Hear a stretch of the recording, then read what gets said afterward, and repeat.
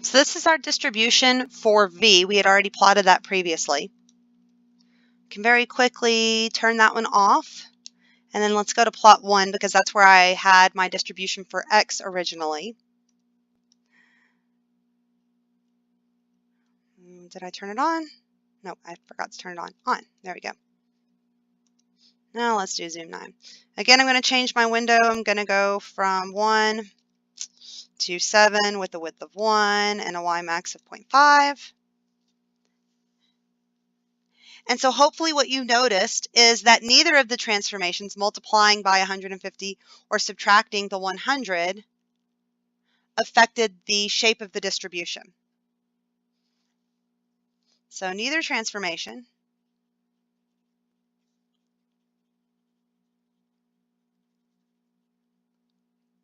changes the shape of the probability distribution.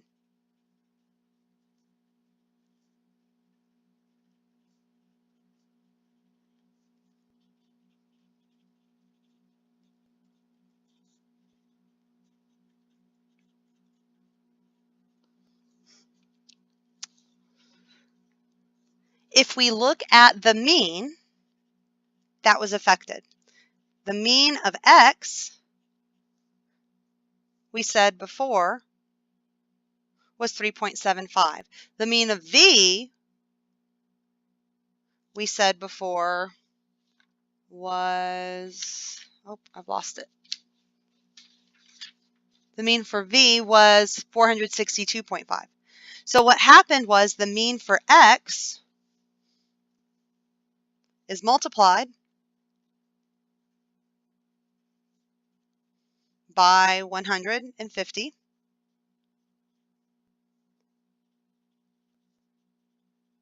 and then decreased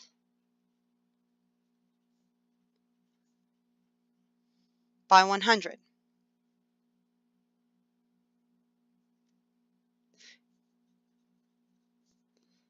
In other words, what we're saying is that the mean of V is 150 times the mean of X minus 100, or you can write it as negative 100 plus 150 times the mean of X.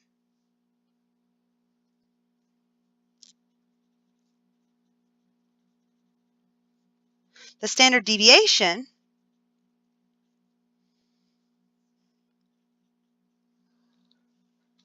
of X, which was originally 1.0897, and the mean of the standard deviation of V, we said was about 163.46. So the standard deviation of X is also multiplied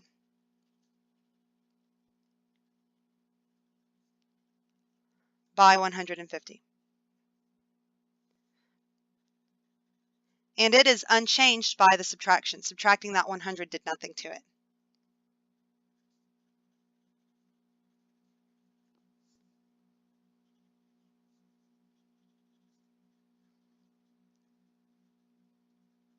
In other words, the standard deviation of V just ends up being 150 times the standard deviation of X.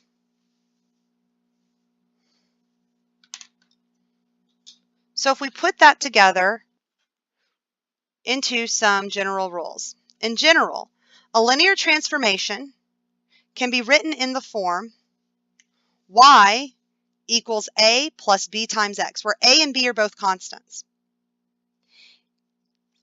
X would be a random variable. We're taking that random variable, we're multiplying it by a constant b, and then we're adding or subtracting a constant a to get a new random variable y.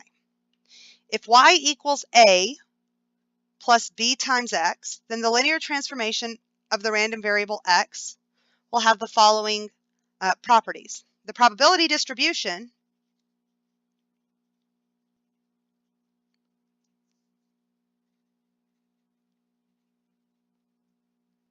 of y will have the same shape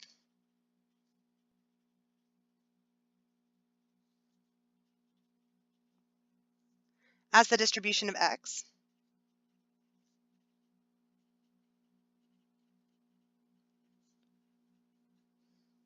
So long as the number that we're multiplying by, b, is greater than 0, is a positive number. If b is less than 0, then we have some weird things happening. Basically what happens is we end up with a reflection across the y-axis.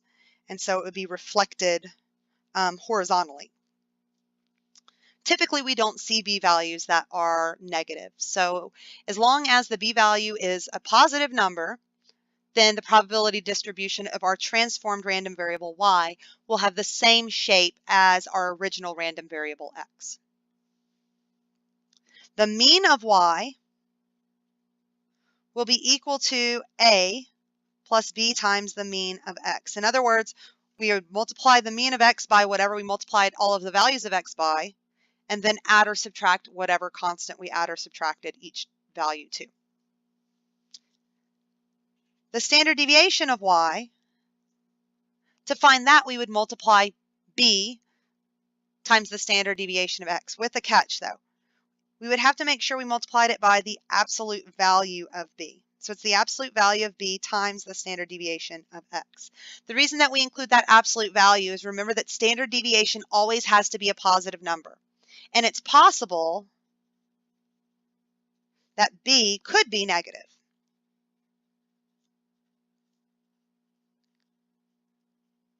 And in that case, we would want to make sure that we are multiplying it by a positive value so that we get a positive standard deviation for our transformed random variable. So the transformed random variable, its standard deviation, is equal to the absolute value of b, the value that we multiplied by, times the standard deviation of the original random variable x.